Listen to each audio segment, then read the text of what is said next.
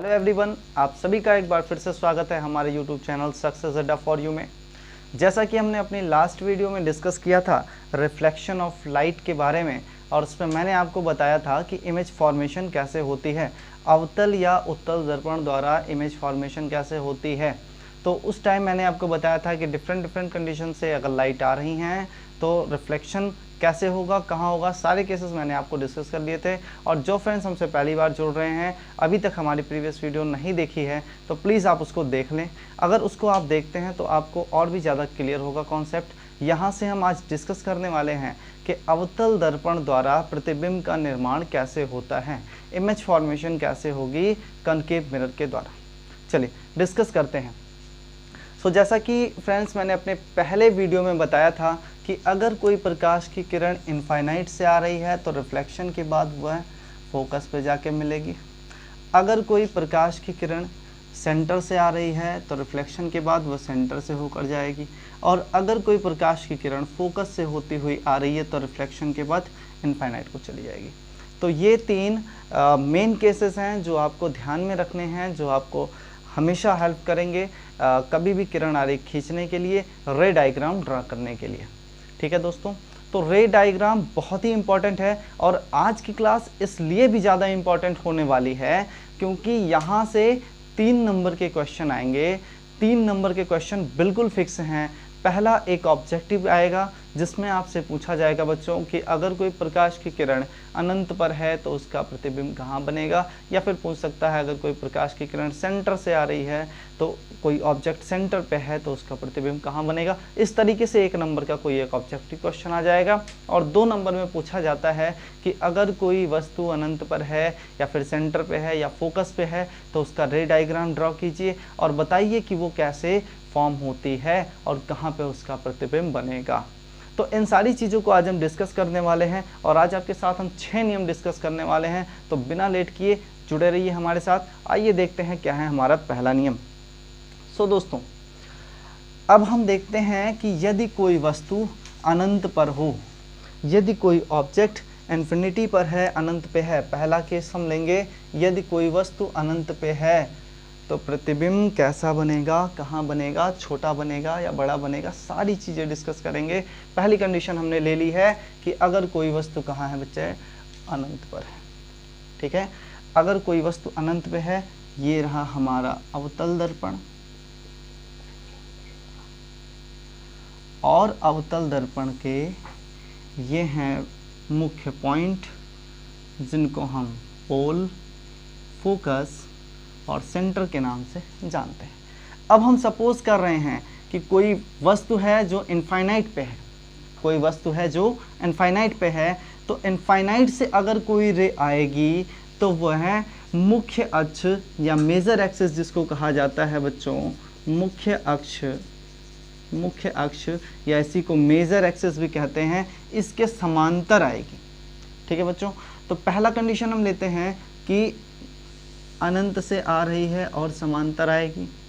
ठीक है बच्चों, तो इस कंडीशन में क्या होगा, रिफ्लेक्शन के बाद ये कहाँ को जाएगी, फोकस से होती हुई जाएगी। ठीक है ना, प्रीवियस वीडियो में मैंने क्लियर कर दिया था कि अगर कोई प्रकाश की किरण अनंत से आ रही है तो रिफ्लेक्शन के पश्चात वो फोकस से होती जाती है। क्लियर है। चलिए, तो इस कंडीशन में हमने एक रे डायग्राम क्रिएट किया, सिंगल रे डाली, तो हमने ये पता लगा कि ये प्रकाश की किरण फोकस से आ रही है। अब दोबारा अगर हम दूसरी रे भी डालते हैं तो यह भी रिफ्लेक्शन के बाद कहाँ से होकर जाएगी, फोकस से होकर जाएगी। और दोनों किरणें एक दूसरे से कहाँ मिल रही हैं, तो आप कहोगे फोकस पर मिल रही हैं। कहाँ मिल रही हैं, फोकस पर मिल रही हैं। तो यह हमारा पहला रे डायग्राम बनकर तैयार हो चुका है।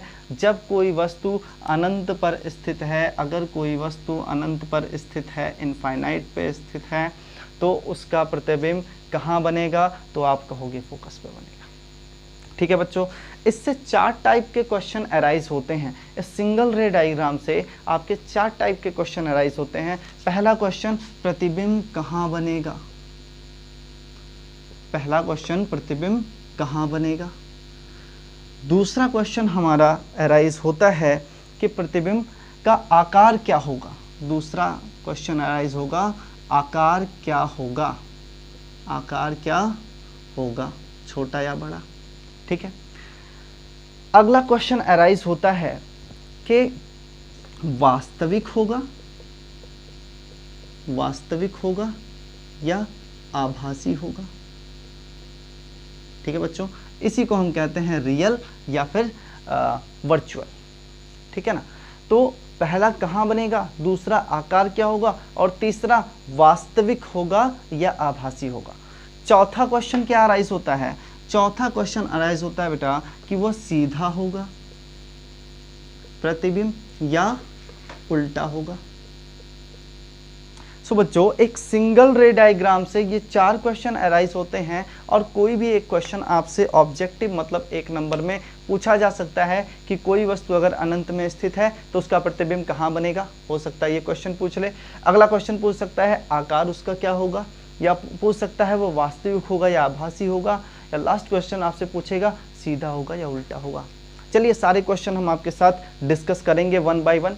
तो देखिए कहाँ होगा, इसका जवाब तो आपको मिल गया कि कहाँ प्रतिबिंब एक दूसरी लाइन एक दूसरे को कैसे क्रॉस कर रही हैं और कहाँ क्रॉस कर रही हैं। तो आप कहोगे कि सर फोकस पे क्रॉस कर रही हैं। तो जहाँ एक दूसरे को लाइनें काटती हैं प्रतिबिंब वहीं बनता है। इस कंडीशन में अगर देखा जाए प्रतिबिंब कहाँ बन रहा है तो आप बता सकते हो, आप कहोगे सर कि प्रतिबिंब कहाँ बनेगा, फोकस पर बनेगा। ठीक है, दूसरी चीज़ मेरे लास्ट वीडियो में आप जरूर देख लीजिए, उसमें मैंने बिल्कुल स्पष्ट करके बताया था कोई वस्तु जितनी ज़्यादा दूर होगी उसका प्रतिबिंब उतना ही छोटा बनेगा। तो इस कंडीशन को अगर ध्यान में रखा जाए तो वस्तु कहाँ पे बेटा, अनंत पर है। अनंत पे है तो प्रतिबिंब कैसा बनेगा, बहुत ही छोटा बनेगा, बिल्कुल पॉइंट की तरह बनेगा। मतलब हम कह सकते हैं बहुत छोटा, या इसी को कह सकते हैं बिंदुनुमा। क्या कह सकते हैं, बिंदुनुमा, जस्ट लाइक अ पॉइंट।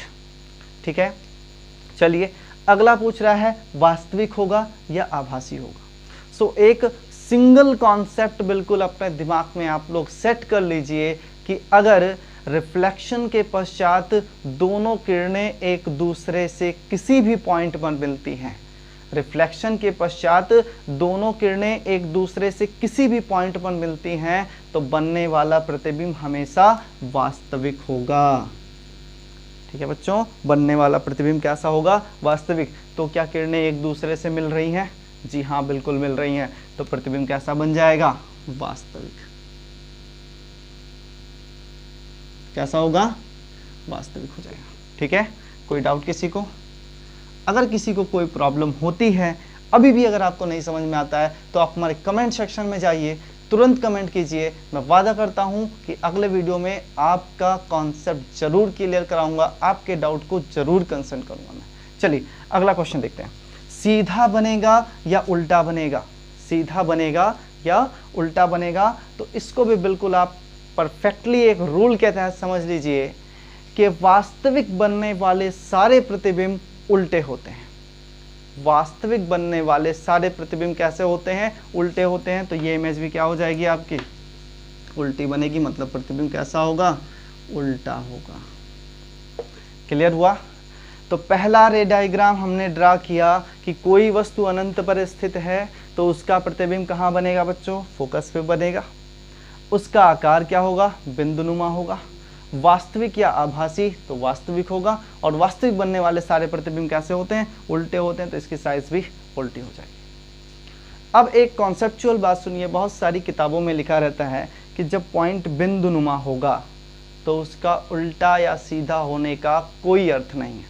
जी हाँ, एब्सोल्युटली राइट है। अगर कोई जस्ट लाइक अ पॉइंट है, बिल्कुल पेन के निब की तरह है, एक छोटा सा पॉइंट है, तो उसको देख के हम ये नहीं क्लियर कर सकते कि वो उल्टा है या सीधा है। लेकिन अगर थ्योरेटिकल रूप से देखा जाए, सैद्धांतिक रूप से देखा जाए, तो हम ये क्लियर कर सकते हैं, हम ये कह सकते हैं कि वास्तविक बनने वाले सारे प्रतिबिंब उल्टे होते हैं, फिर चाहे वो एक बिंदु के नुमा हो और चाहे एक पहाड़ जैसा बड़ा। कोई डाउट बच्चों, कोई कंफ्यूजन होगी आप तुरंत पूछिए, कमेंट बॉक्स में लिखिए, हमसे जुड़े रहिए और सीखते रहिए।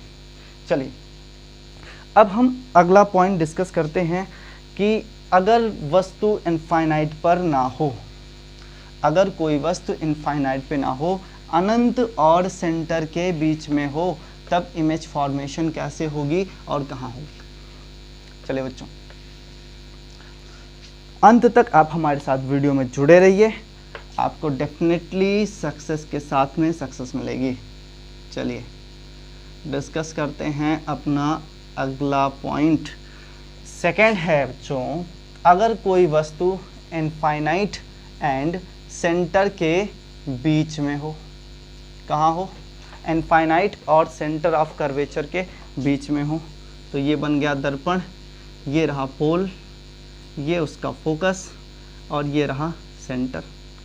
अब हम मानते हैं कि कोई वस्तु सेंटर और इनफाइनाइट के बीच में है, मान लेते हैं कि वस्तु यहाँ पर है, ठीक है। तो हम मानेंगे कि एक प्रकाश की किरण तो हम सीधे डाल देंगे जो मुख्य अक्ष के समांतर होगी, और मैंने आपको बताया कि मुख्य अक्ष के समांतर गुजरने वाली सारी रेखाएं इस तरीके से ट्रीट करती हैं मानो कि वह अनंत से आ रही हों। तो चलिए पहला कंडीशन ध्यान में रखते हुए, अनंत से आने वाली सभी रेखाएं परावर्तन के पश्चात कहाँ से होके जाती हैं, तो आप कहेंगे फोकस से।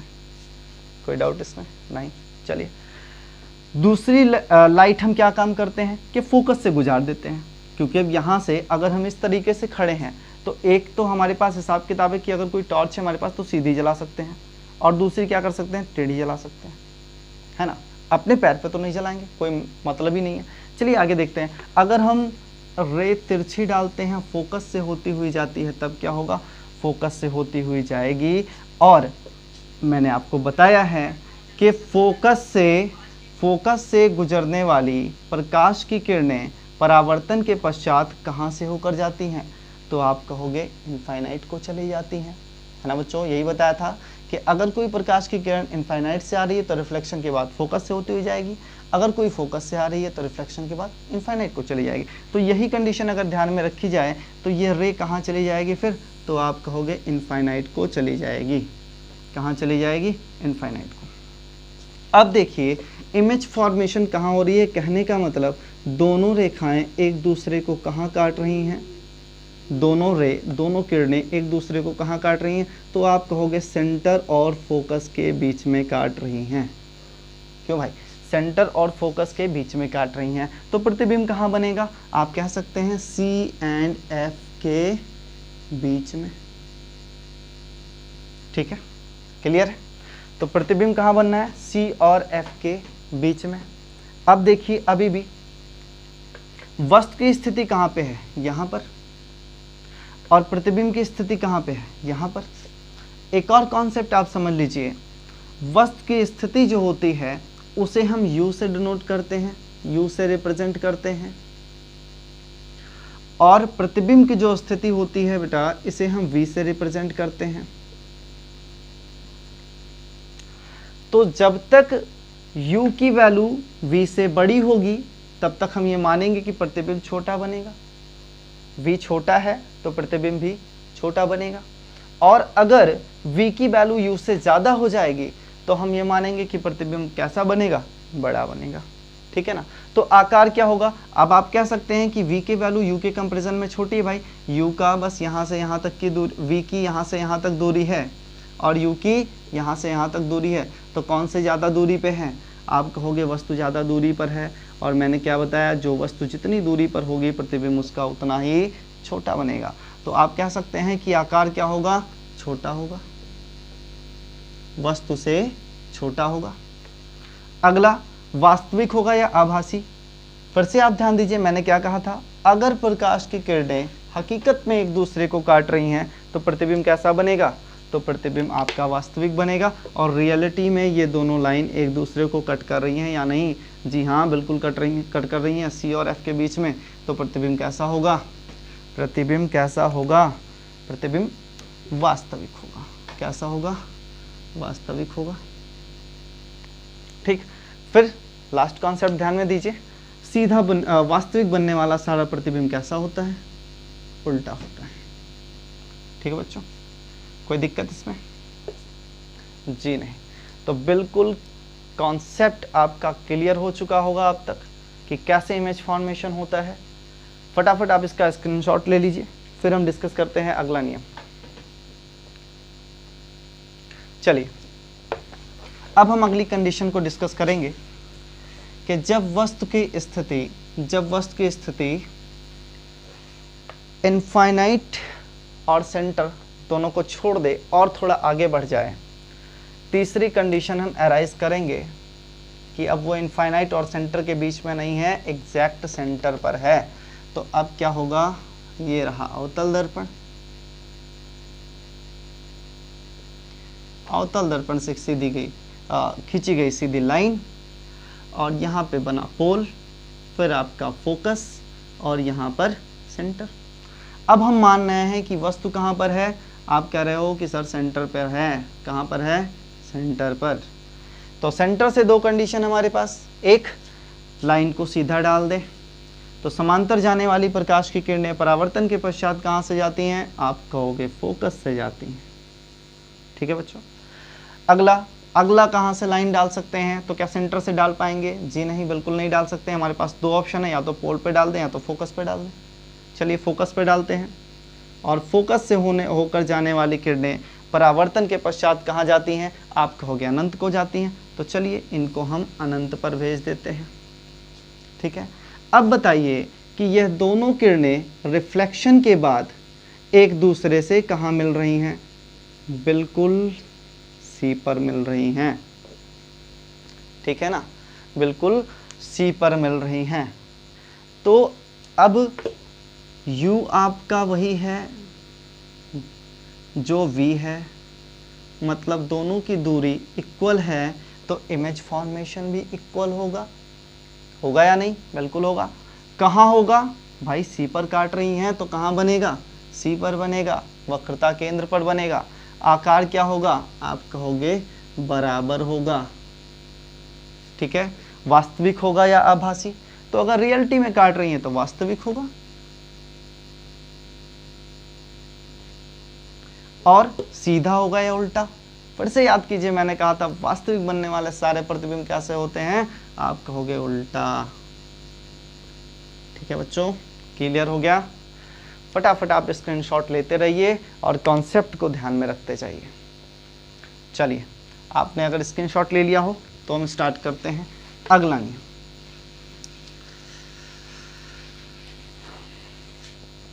अगला केस क्या है हमारा, चौथा केस क्या है, जब वस्तु की स्थिति C एंड F के बीच हो, मतलब सेंटर और फोकस के बीच हो, तो हम बनाते हैं अपना अवतल दर्पण, और अवतल दर्पण बनाने के बाद में ये 3 पॉइंट डिफाइन करते हैं। ये हमारा पोल है, ये है फोकस, और ये है सेंटर। इस बार की स्थिति क्या है कि वस्तु कहाँ पर है, सेंटर और फोकस के बीच में। अभी भी हमारे पास दो कंडीशंस हैं, कौन कौन सी, एक तो हम समांतर किरण डाल दें, मतलब मुख्य अक्ष के समांतर डाल दें, तो रिफ्लेक्शन के बाद वो कहाँ से होकर जाएगी, फोकस से होकर जाएगी। क्यों, क्लियर है ना। चलिए, अब क्या कह रहा है, दूसरी किरण अगर हम फोकस से होती हुई डाल दें तो वह रिफ्लेक्शन के बाद कहाँ से होती हुई जाएगी, तो आप कहोगे कि भाई वो तो अनंत को चली जाती है। कहाँ चली जाती है, अनंत को। चलिए अनंत को भेज देते हैं। तो आपने देखा कि किरण कहाँ जा रही है, इनफाइनाइट, और एक दूसरे से मिल कहाँ रही हैं, तो सी के बाद और अनंत के पहले। कहाँ मिल रही हैं भाई, सी यहाँ पर है और मिल यहाँ पे रही हैं। इट मीन्स क्या हुआ, ये थोड़ी और इस साइड में मिलती, अगर स्केल वगैरह से मेजरमेंट किया गया होता, आप लोग स्केल वगैरह अगर यूज़ करेंगे तो बिल्कुल सही मेजरमेंट आएगा, थोड़ा सा और इधर मिलेंगी, लेकिन कोई बात नहीं, फिर भी परफेक्ट चल रहा है। तो प्रकाश की किरणें एक दूसरे को किस पॉइंट पे काट रही हैं, आप कहोगे सर सी और इनफाइनाइट के बीच में। तो प्रतिबिंब कहाँ बनेगा, प्रतिबिंब कहाँ बनेगा, आप कहेंगे इनफाइनाइट एंड सी के बीच में, इनफाइनाइट एंड सी के बीच में। ठीक है। अब आप ध्यान दीजिए कि ये थी हमारी u की वैल्यू और ये क्या है, ये है हमारा v, और इस बार v क्या हो गया, बड़ा हो गया u से या नहीं, हो गया ना। तो इमेज फॉर्मेशन भी कैसी होगी, बड़ी होगी। कहने का मतलब जो आकार है प्रतिबिंब का, इमेज का, वो कैसा होगा, बड़ा होगा, लार्ज होगा। वस्तु से कैसा होगा, वस्तु की अपेक्षा बड़ा होगा। ठीक है, वस्तु की अपेक्षा बड़ा होगा। अब अगला क्वेश्चन, वास्तविक होगा या आभासी, वास्तविक या आभासी। तो आप क्या कहेंगे, क्या बताइए, रियलिटी में काट रही है या नहीं। जी हाँ, बिल्कुल काट रही है, तो प्रतिबिंब कैसा हो जाएगा, वास्तविक। क्यों, प्रतिबिंब वास्तविक हो जाएगा। अगला क्वेश्चन अराइज होता है कि कैसा होगा, उल्टा या सीधा। तो बेटा हम बार बार बता रहे हैं आपसे कि वास्तविक बनने वाले सारे प्रतिबिंब कैसे होते हैं, उल्टा बनेगा। कोई डाउट जी नहीं होना चाहिए, कोई डाउट नहीं होना चाहिए। क्लियर है ना, बिल्कुल क्लियर रखिए कॉन्सेप्ट। फिर भी अगर कोई दिक्कत है तो हम आपके लिए 24 आवर अवेलेबल हैं। आप कभी भी कमेंट करके हमसे अपने आंसर ले सकते हैं। ठीक है, चलिए इसका जल्दी जल्दी आप स्क्रीनशॉट लीजिए, फिर हम आगे डिस्कस करते हैं नेक्स्ट हेडिंग पर।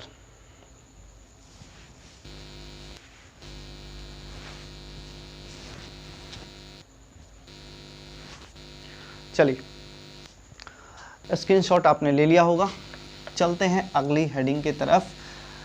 क्या है हमारी अगली हेडिंग, क्या है अगला केस। तो बेटा हम सी तक पहुंच चुके हैं, नहीं सी से और आगे निकल चुके हैं। तो सी और एफ के बीच की बात हो चुकी है। अगला केस हम लेने वाले हैं 5th केस, कि जब वस्तु की स्थिति एफ पर हो। जब वस्तु की स्थिति कहाँ हो, एफ पर। ठीक है ना, वस्तु की स्थिति कहाँ पर हो, एफ पर। चलिए बनाते हैं रे डायग्राम। हमने ले लिया अवतल दर्पण, खींच दी एक सीधी लाइन, बन गया पोल, ये रहा फोकस और ये रहा हमारा सेंटर। बोलो बच्चों, कोई डाउट? जी नहीं, कोई डाउट नहीं होना चाहिए। तो अब देखिए वस्तु इस बार कहाँ मानी गई है, कि वस्तु कहाँ पर है बच्चों, फोकस पर है। वस्तु कहाँ है, फोकस पर। तो अब हमारे पास दो केस बच रहे हैं। या तो लाइट को हम इस तरीके से डाल दें कि ये रिफ्लेक्ट होने के बाद शीशे होती हुई जाए, या फिर पोल पे डाल दें, और या फिर इसको सीधा डाल दें। तो सीधा वाला केस तो हमेशा रहेगा, क्योंकि ये मुख्य अक्ष के समांतर जाएगी लाइन, और मुख्य अक्ष के समांतर जाने वाली रेखाएं परावर्तन के पश्चात कहाँ से होकर जाती हैं, फोकस से। कोई दिक्कत जी नहीं। अगला काम करते हैं कि रे को हम डाल देते हैं पोल पर। तो ध्रुव पे पड़ने वाली सारी किरणें जिस एंगल से पड़ती हैं उसी एंगल से मुड़ जाती हैं। तो जिस एंगल से ये पड़ी है ये उसी एंगल से मुड़ जाएगी। क्या होगा, जिस एंगल से पड़ी है ये उसी एंगल से मुड़ जाएगी, सॉरी, उसी एंगल से मुड़ जाएगी, और एक दूसरे के क्या हो जाएगी, समांतर हो जाएगी, एक दूसरे के समांतर। अब बताओ बेटा, मैंने आपसे पहले ही बता दिया था कि अगर कोई प्रकाश की किरण, यदि कोई वस्तु फोकस पे है तो उसका प्रतिबिंब कहाँ बनेगा, इनफाइनाइट पे बनेगा। और यही आप देख रहे हैं कि एक दूसरे के समांतर हैं, मतलब ये दर्पण के इर्द गिर्द कहीं भी एक दूसरे से नहीं मिल रही हैं। मिलेंगी कहाँ पे, कहाँ मिल सकती हैं? तो हम सपोज करते हैं कि इनका प्रतिबिंब कहाँ बन सकता है, इनफाइनाइट पे बन सकता है, अनंत पर बन सकता है। हम सिर्फ इतना सपोज कर सकते हैं, ठीक है। अगर इनफाइनाइट पे प्रतिबिंब बन रहा है और वस्तु फोकस पे है, मतलब u की वैल्यू बहुत ही शॉर्ट है और v की वैल्यू बहुत ही लार्ज है। कितनी लार्ज है भाई, इनफाइनाइट है ये। तो अगर इनफाइनाइट होगी तो प्रतिबिंब भी आपका इनफाइनाइट लार्ज बनेगा। कहने का मतलब बहुत बड़ा प्रतिबिंब बनेगा। तो आकार क्या होगा प्रतिबिंब का, आप कहोगे बहुत बड़ा। Very large. ठीक है बच्चों। अब वास्तविक होगा या आभासी होगा, तो हम इनफाइनाइट पर ही सही, लेकिन ये सपोज कर रहे हैं कि किरणें मिलेंगी, हमें ये उम्मीद है कि किरणें मिलेंगी, और इनफाइनाइट पे जाके अगर मिलेंगी तो प्रतिबिंब कैसा होगा, वास्तविक होगा, क्योंकि कहीं ना कहीं पे तो मिल रही हैं, अनंत ही सही। चलिए, तो प्रतिबिंब कैसा हो जाएगा, वास्तविक। ठीक, अगली कंडीशन लेते हैं, प्रतिबिंब उल्टा होगा या सीधा बेटा। तो वास्तविक बनने वाले सारे प्रतिबिंब कैसे होते हैं, उल्टा होता है। कैसा होता है, उल्टा होता है। ठीक है, तो ये केस भी तैयार हुआ आपका। 5 केस अब तक हो चुके हैं, 6ठे केस पे हम आएंगे, उसके पहले आप लीजिए स्क्रीनशॉट।